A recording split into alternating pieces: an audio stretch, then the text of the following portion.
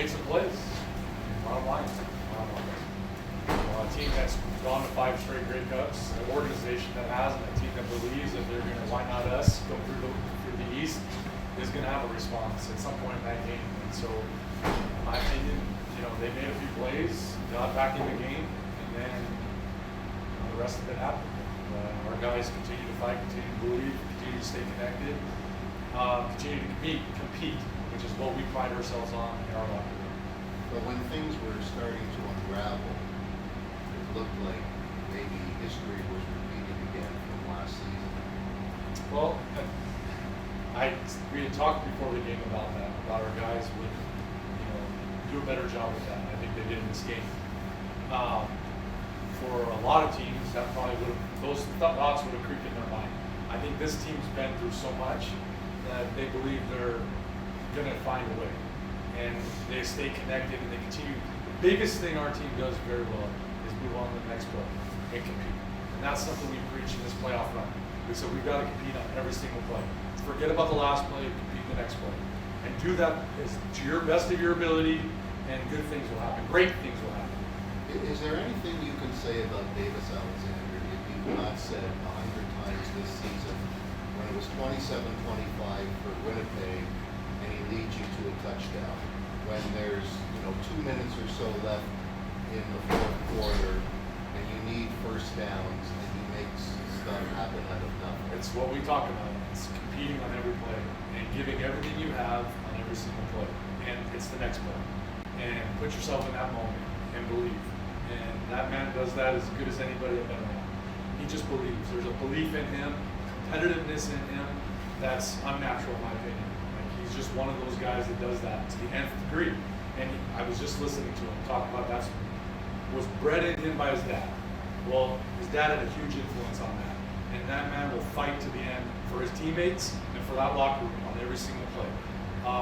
And it shows. I mean, he's just a competitive individual who believes in the team, believes in his teammates, and believes he can make something happen. And he does. There's a lot of swearing, though. Did you learn that from you? I don't know if you learned that from me, but I've tried to do better at that. Jason, you have been around Ricky, Mike Lively, Trevor Harris, Zach Columbus. Is Davis in that category yet? Those guys they've been consistent their whole career. They did it at the very beginning of their career, and they've done it throughout. Davis is the infant stages of his career. He's been consistent. That's what Davis has been. And in order to be undefeated, you have to be consistent. Consistent in your preparation, which I'll put it right in the realm of all those guys you just named, and I'll add Cody Fajardo to that name, to that list. Those guys prepare to win every single day. He does that. He's seen that from Cody. But it's very like Ricky and Trevor and Mike, the best ones I've been around. AC, I'll put that. I was around AC. I never thought anybody would prepare better than him, and I watch other guys do it. That's what it takes that first. And then you just got to believe it. You got to be able to play a certain way, but compete. And the compete level in Davis is unlike anybody I've been. And there's very few guys I know that are that competitive.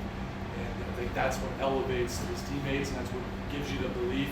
And some teams will say, in a 9-game stretch, we want to go 6-3, and that's a good case. 7-2, 8-1. No one says 9-0, and we want to keep going 9-0. This team, that's how we're built. We want to win every week.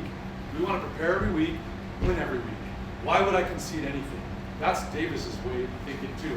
I heard him say that. That's what he's built on. That's what he's always thought of. And now he's finally in a locker room of guys that believe that and know that if you compete, you connect, and you work hard, you should expect results.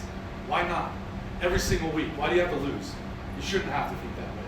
You should think if I'm good enough, and I prepare enough, my team's good enough, we should win every week.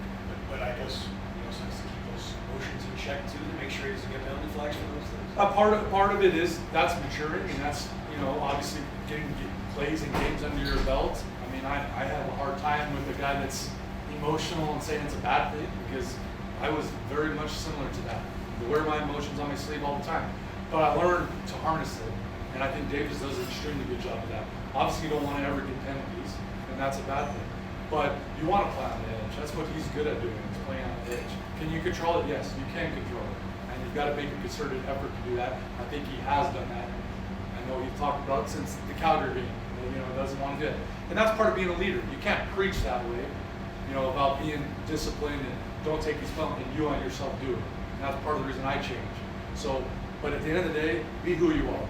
Be that emotional guy that looks for challenges, looks for things that motivate you. I know this week when Winnipeg was saying whatever they were saying, that turned him to another notch.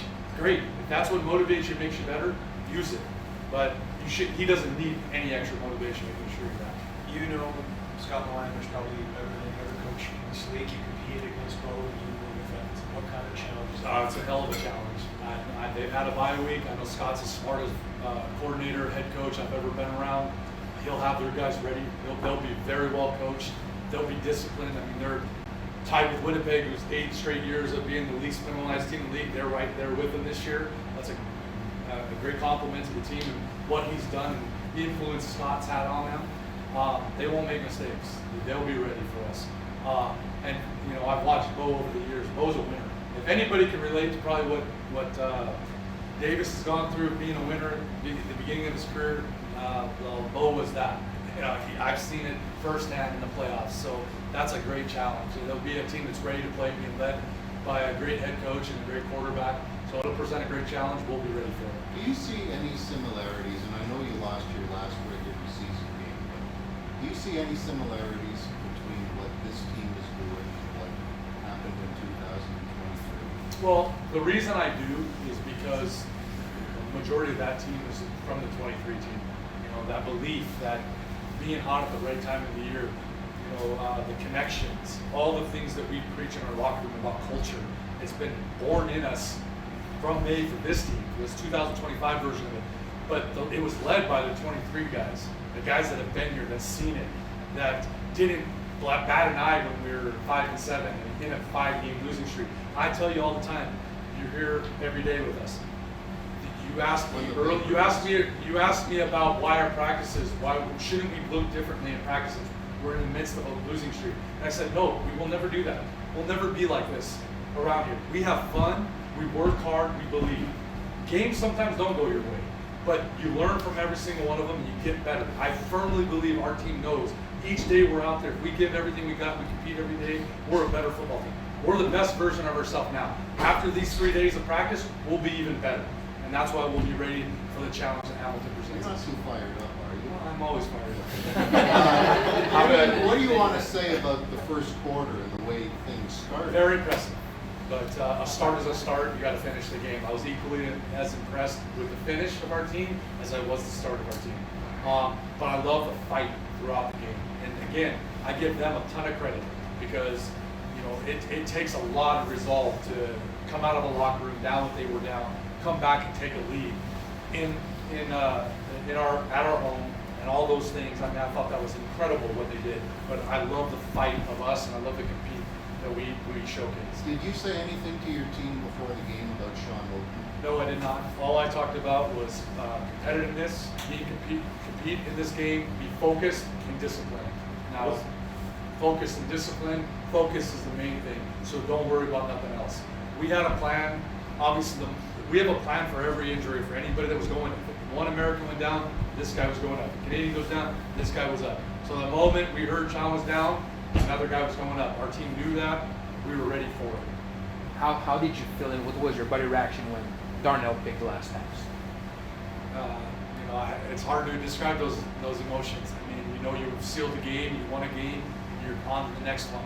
But you can have the biggest bank account in the world, and you can't buy that emotion. You can't buy that feeling, and that's why you compete. That's why you play. That's why we work so hard to feel the way we felt, all of us on that sidelines, in this stadium, in the city, in this province, in this squadron that we represent. For those moments, we live for them, and you can't buy them. You got to earn them, and so when you earn them, it's an incredible feeling. You don't have a big bank account if you're in the CFL. Well, what can you say about Stevie Scott's game, especially with the week he had? You know, not practicing fully and all that. Tremendous. You know, there was about 9 guys on our roster this week that were dealing with something. And at any moment, probably they could be down at some point during that game. They would have to fight like hell to finish. And they all finished.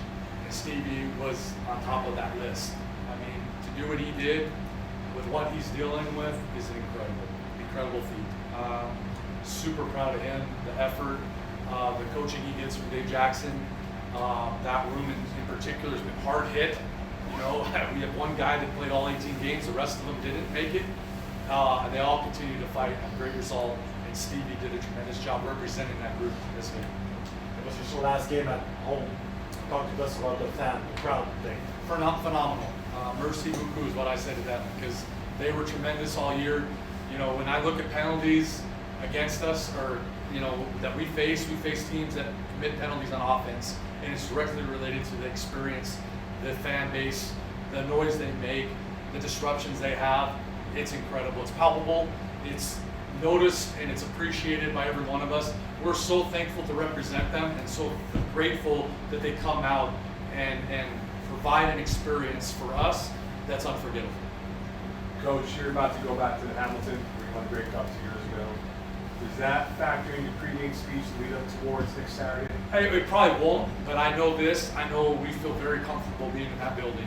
And that's just from experience. There's going to be I don't know what the number is exactly on our team that's experienced that. There's a number of them that will have very good feelings when they walk in there. But the work has to be done. You have to believe you're going to walk in that building and come out victor. But it starts with the belief, and it starts with being comfortable. But we will work and be as competitive as hell this week. We'll go hard in practice. We'll hard in our meetings to earn that victory. But when we go to that building, we will look at that. We'll go in that building with a smile on our face. I'll assure you that. Last one. Was Mustafa Johnson close to playing this afternoon? I don't know how close he was. You know, I think if he was close, he would have played. So I don't think he was quite ready enough to play. Now next week, I think he will be. So it'll be a matter of whether we can get him to that next step so he can play. But I thought Roberson did an outstanding job of filling in for him, and Wynn did an outstanding job. Our D line did incredible. The Wall, who didn't practice all week either, did an incredible job being ready. Interior. Thank you. Thank you, Coach.